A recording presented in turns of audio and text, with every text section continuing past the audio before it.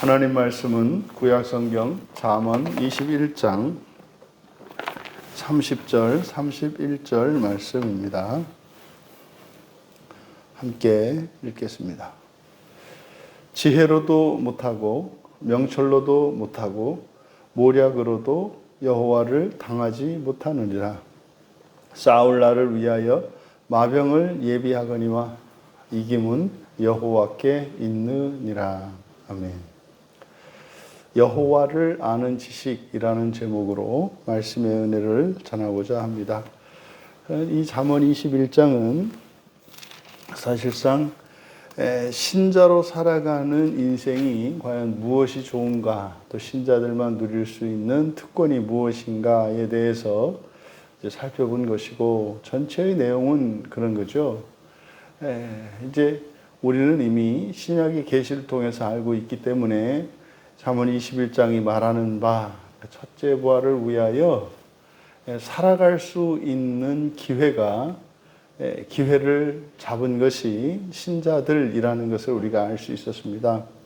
그것의 이제 마지막, 이것은 앞에서 하나님의 기준과 사람의 기준을 두고 우리가 사람의 기준이 아니라 하나님의 기준을 따라 살아가는 것이 우리에게 복된 것이다 라고 하는 말씀에 이어져서 바로 왜 우리가 사람의 기준이 아니라 하나님의 기준을 따라 살아야 하는지 그 이유를 대고 있는 것이 30절과 31절입니다. 결론적으로 말하면 여호와를 아는 지식이 신자들이 이 지상을 살면서 누릴 수 있는 최고의 특권이고 혜택이고 유익이다라고 하는 결론으로 끝을 맺습니다.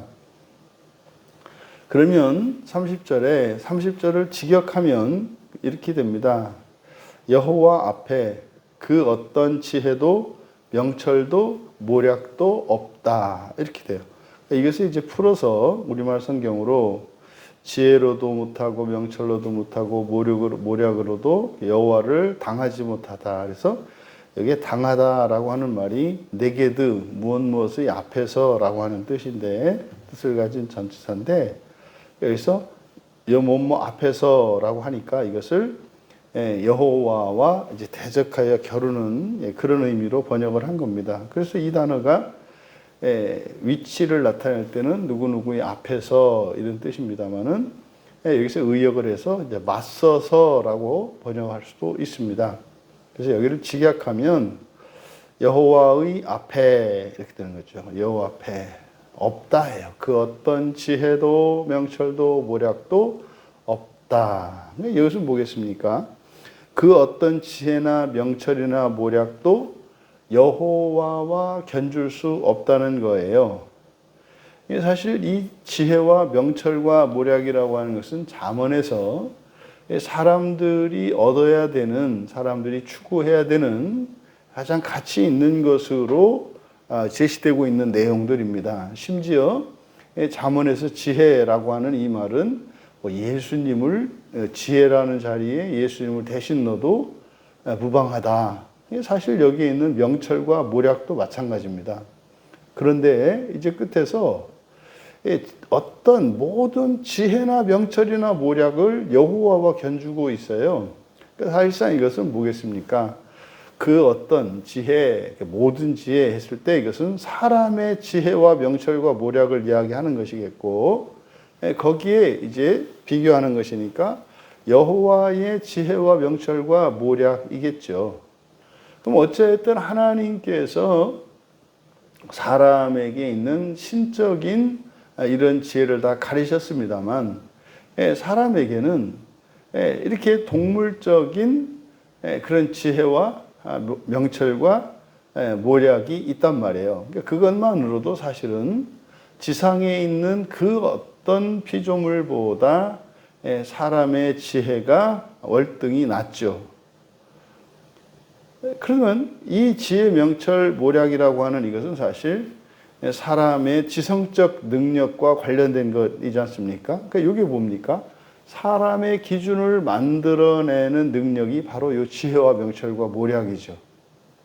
그러면 앞에서 얘기했던 것처럼 하나님의 기준은 하나님의 지성에 의해서 만들어지고 하나님의 인격성이죠.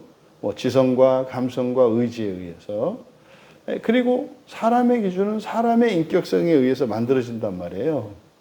그러니까 지금 30절에서 이야기하는 것은 사람의 그 어떤 탁월한 지성이나 감성이나 의지도 하나님의 그것에는 비할 바가 안 된다는 거죠. 그러니까 하나님의 기준을 따르는 것이 일방적인 요구가 아니라 그것이 합리적인 것임을 밝히는 거예요. 그러니까 실제로 예수님을 믿고 또 구약의 이스라엘 백성들이 여호와 하나님을 믿었을 때 그것은 바로 창조주 하나님이신 것을 믿는 거거든요. 사실상 하나님이 행하신 모든 일들, 이것이 핵심이 창조란 말이에요. 그것이 신약에서는 구원이죠.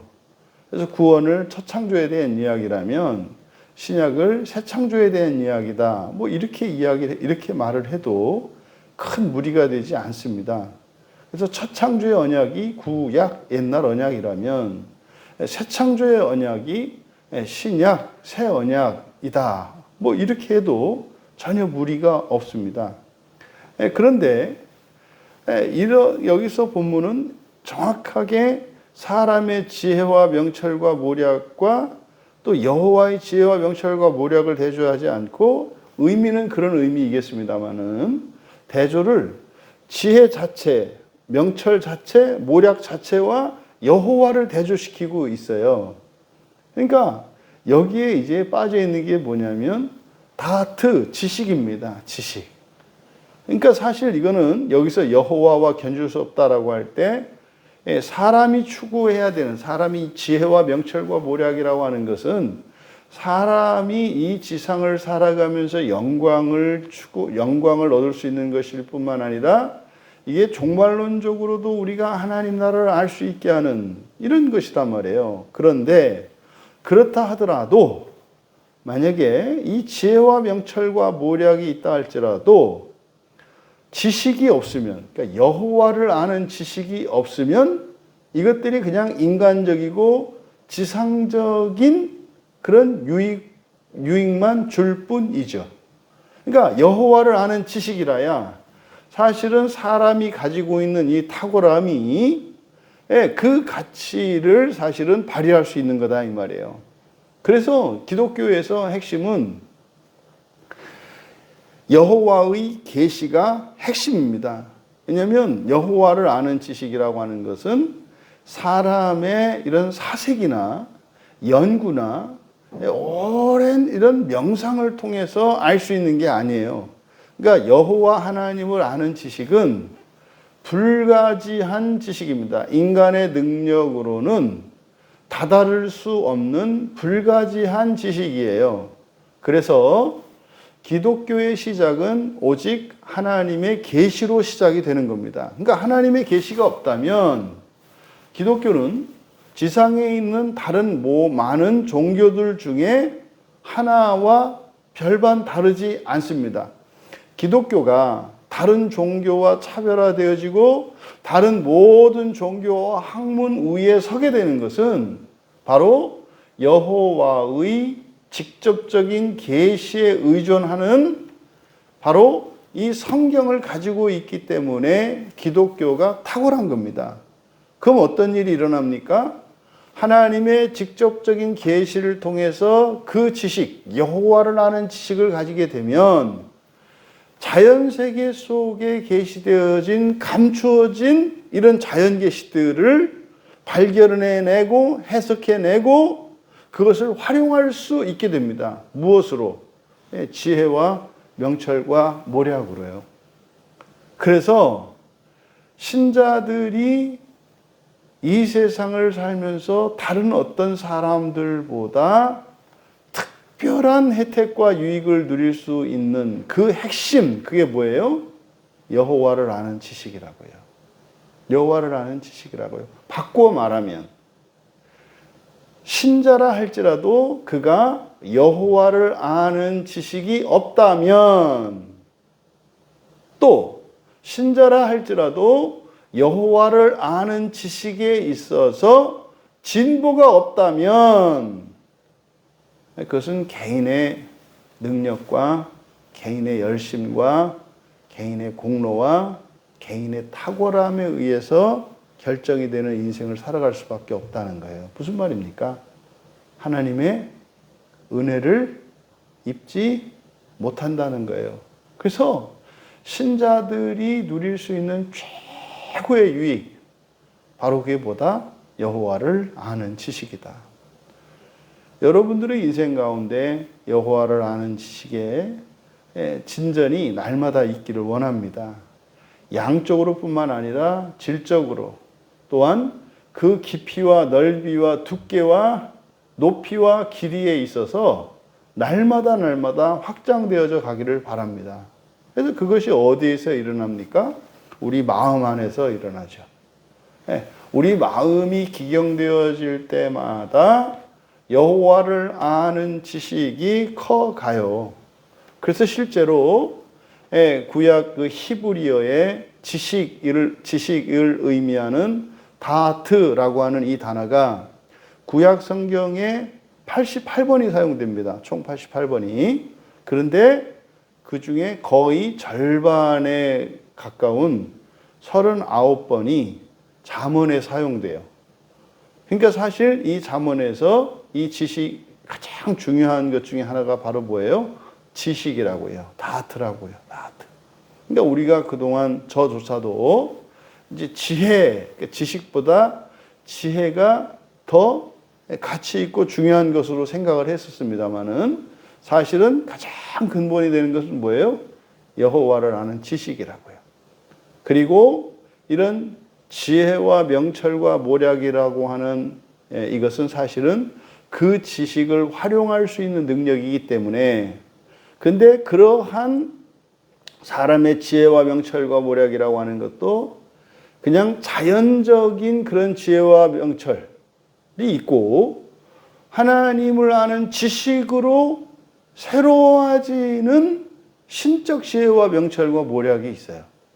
그러니까 사실은 하나님을 아는 지식이 있을 때 사실은 우리의 본성의 변화가 일어나지 않습니까? 그러니까 우리의 인격의 변화가 일어나죠. 그래서 으뜸은 뭐다?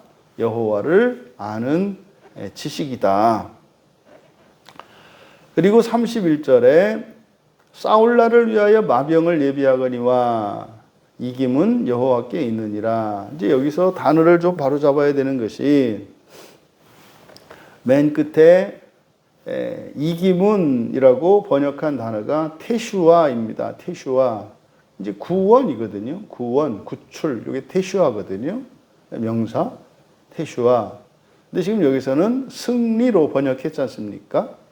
근데 이제 이렇게 번역한 것은 앞에서 싸울 날, 전투의 날을 이야기를 했기 때문에, 그리고 이기문이라고 하는 이것을 의미하는 테슈아 앞에 정관사가 붙었어요. 관사가. 그래서 그 구원 이렇게 됩니다. 하지만 의역하지 말고 직역할 필요가 있어요. 그래서 31절을 그대로 직역을 하면 말이 전쟁의 날에 나를 위하여 준비되나. 그러니까 말이 전쟁의 날에 준비되나 구원은 여호와의 것이다. 말이 전쟁의 날에 준비되나 구원은 여호와의 것이다. 이 지금 문장 구조가 이제 그 구원은 여호와의 것이다. 이게 문장이 약간 이중적인 의미를 갖도록 이렇게 쓰여져 있어요. 여기서 말이 전쟁의 날에 준비된다라고 하는 것은, 이 말은 뭐 군수 장비를 의미하겠죠. 이런 무기와 또 전쟁에 필요한 이런 물자, 이런 것들을 총체적으로 말이라고 하는 거죠. 그리고 전쟁의 날에 준비된다. 그러니까 전쟁을 위해서 준비된다라는 거죠. 그러니까 말이라고 하는 것은, 그러니까 뭐 탱크며 비행기며 하는 이런 군수 물자라고 하는 것은, 또 군인 이런 거는요, 그 전쟁하는 그 날, 한 날을 위해서 준비되는 거거든요. 뭐 오늘날 지금 우리나라에서 이제 일어나고 있는 이런 혼란상 중에 우리가 우리의 실상을 발견하게 됐는데 정말 큰일 날 뻔했던 것이 뭐냐면 군대의 부패입니다. 군대의 부패. 그러니까 이번 이런 혼란 상황이 있지 않았더라면 우리나라 군대가 얼마나 썩었는지를 몰랐어요. 큰일 날 뻔했죠. 정말 큰일 날 뻔했죠. 여러분, 군인에게는요, 인권이나 자유나 이런 거 없는 겁니다. 군인은요, 평상시를 위해서 있는 게 아니죠. 평상시의 치안이나 질서 유지 이런 것들은요, 경찰이 하는 일이고요. 그래서 경찰들은 국민들의 인권, 또 경찰 자신들의 어떤 그런 것들이 굉장히 중요한 가치이어야 합니다. 그런데요, 군인은 말입니다. 군인 정신으로 투철해야 돼요. 왜요?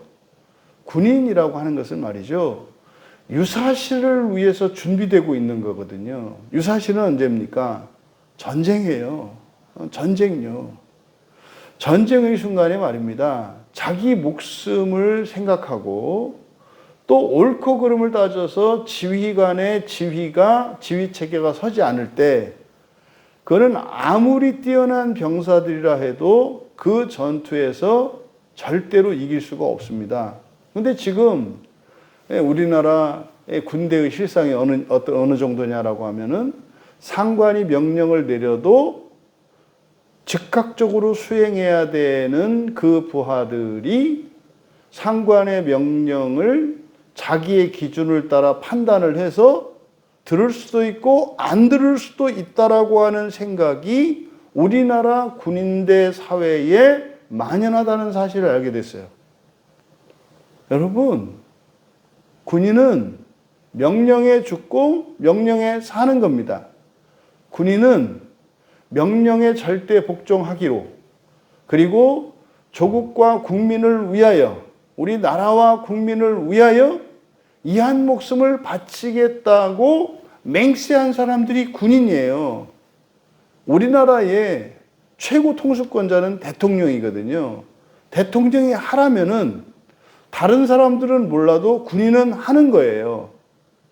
여러분, 장군이 밑에 있는 지휘관들에게 이런 대대장이나 연대장들에게 명령을 내리면은요, 그걸 무슨 다른 연대장이나 대대장들하고 전화를 해서 사단장님 명령이 좀 이상하지 않아?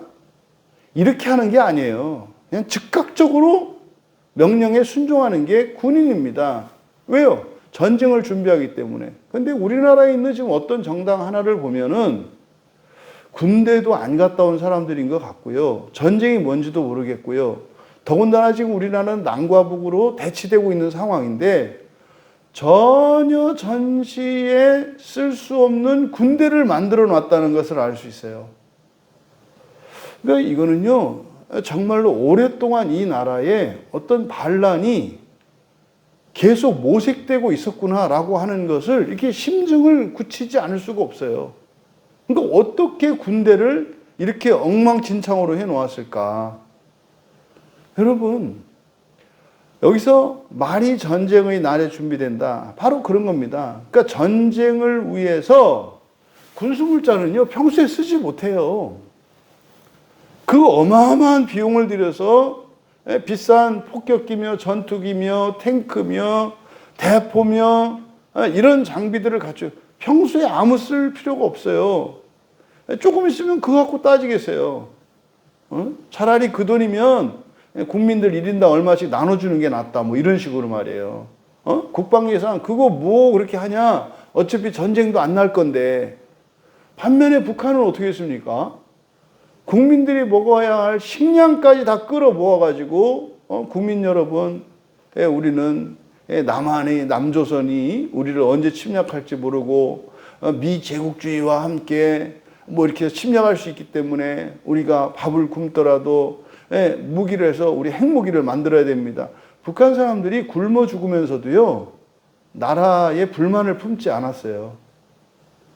영광스럽게 굶어 죽었다니까요. 근데 이 나라는요, 아주 배 터지게 잘 먹고 잘 사는 나라를 만들어 놨는데 불평불만과 정부에 대한 원망과 미움으로 가득 찼어요. 이게 누가 한 짓입니까? 이게 못돼 먹은 정치인들이 한 짓이거든요. 그러니까 이번에 정말 이 사람들을 싹 치워버려야 돼요. 근데 여러분, 어찌하였든 모든 나라는 상비군을 갖고 있어요. 근데 그게 우리나라처럼 남과 북으로 대치하고 있는 상황에서 군인은요, 절대적입니다. 더더군다나 우리나라 같은 경우 지금 사방이 지금 공산주의 국가들로 다 있는데 그냥 먹혀버리면 특히 크리스찬들은요, 끝이에요. 끝이라고요. 이렇게 그 공산주의자들이 정권을 잡거나 통일이 되면은요, 기독교인들의 박해가 시작이 됩니다. 이미 시작이 됐었죠. 그나마 정말 하나님께서 이 나라에 큰 은혜를 베푸셔서 지금 기독교에 대한 박해가 지금 웬만큼 이제 중단이 된 상황입니다만 계속 심해지거든요. 본문으로 돌아가서 전쟁을 위해서 모든 나라가 준비한다 이 말이에요. 그런데 지금 이제 뒤에 있는 이기문이라고 되어 있는 퇴시아 그 구원. 근데 왜 여기에다가 단어를 퇴시아를 썼냐 이 말이에요. 그냥 정확하게 그냥 승리라고 하지. 근데 왜 여기다 구원이라는 단어를 썼냐 이 말이에요. 그러니까 또 구원이라고 하는 의미가 전쟁터에서 이기는 것도 위험에서 벗어나는 것도 뭐 넓은 의미의 구원이거든요. 그러니까 31절은 의도적으로 이중적인 의미를 이렇게 우리에게 이야기하려고 이게 테슈아라고 하는 단어를 사용한 것으로 보여요. 그러면 여기서 그 구원, 이것을 전쟁의 승리로 해석할 수도 있습니다. 또 그 구원을 종말의 구원, 첫째 부활이죠, 사실은. 지옥을 거치지 않고 부활하는 그 첫째 부활로도 이해할 수 있어요. 왜? 그 구원이라고 했으니까. 구원이 아니라 그 구원. 그래서 그 구원이라고 했기 때문에 전쟁에 관한 이야기니까 전쟁에서의 구원으로 이해할 수도 있고, 구원이라면 종말론적으로 첫째 부활을 의미한다. 그러니까 이중적인 의미를 다 우리가 생각해야 돼요. 그럼 만약에 그 구원을 전쟁의 승리로 생각한다면 31절이 말하는 게 뭡니까? 전쟁의 승리를 위해서는 반드시 뭐를 해야 된다? 군비를 갖춰야 한다. 하지만 승리는 군비와 어떤 막강한 군사력이나 어떤 군대의 용맹함과 그 전투력에 있는 게 아니라 누구께 있다?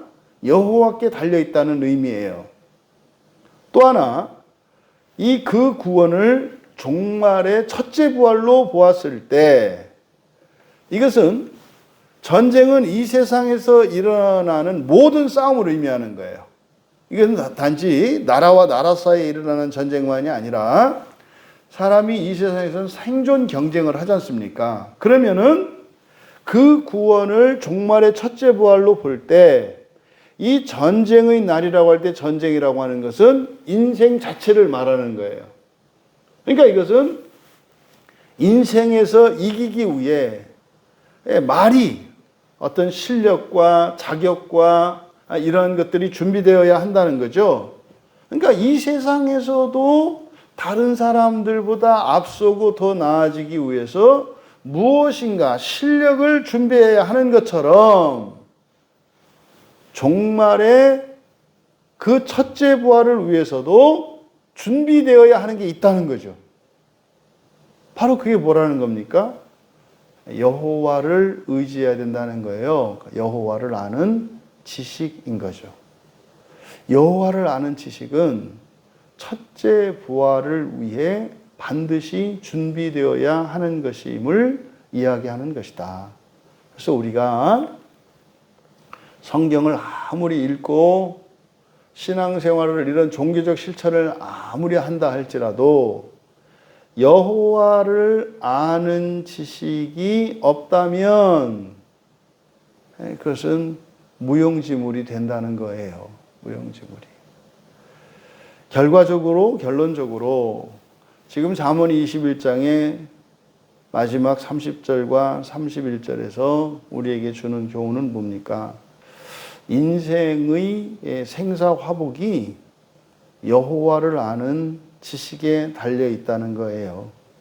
여호와를 아는 지식에 달려 있다는 거예요. 근데 그것은 말이죠, 종말의 그 첫째 부활만을 위해서 필요한 것이 아니라 이 세상을 이기며 영광스럽고 승리의 인생을 살아가는 데에도 여호와를 아는 지식이 그 어떤 능력과 자격을 갖추는 것보다 더 탁월하고 유효하다고 말하는 거예요. 여러분, 그리스도인들이 자기 개발서나 어떤 이렇게 경영 관련 이런 책들을 많이 보지 않아도 되는 이유는, 여호와를 아는 지식은 몇백 권, 몇천 권, 몇만 권의 책을 읽어서 얻는 그 지식과 그로 말미암는 어떤 지혜와 명철을 능가하기 때문입니다. 성경 한 권이면 세상에 1만 권을 읽은 것 이상의 지식과 지혜를 얻을 수가 있어요. 우리가 성경을 읽을 줄 몰라서 그러는 거죠. 여러분, 세상에 있는 모든 지식과 지혜와 모략과 명철이라고 하는 것은 성경의 아류에 불과합니다. 모든 철학과 과학, 모든 것이 마찬가지입니다. 우리가 읽어내지 못할 뿐이에요. 이 안에 사실은 이 성경의 글자를 확 펼쳐놓으면 창조 세계가 되는 거예요. 사실은 이게 뭡니까? 성령님, 문자화된 성령 하나님이시잖아요. 근데 여기 있는 내용은요, 하나님 아버지의 말씀이고 그의 아들이신 예수 그리스도의 말씀인 거죠. 근데 그 말씀이 성령님이시라고요.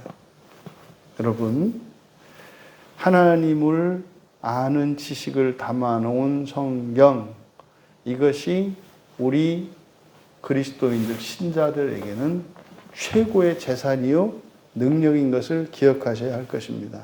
그런데 중요한 것은 문자로 쓰여졌다는 점에서는 다른 책과 다르지 않아요.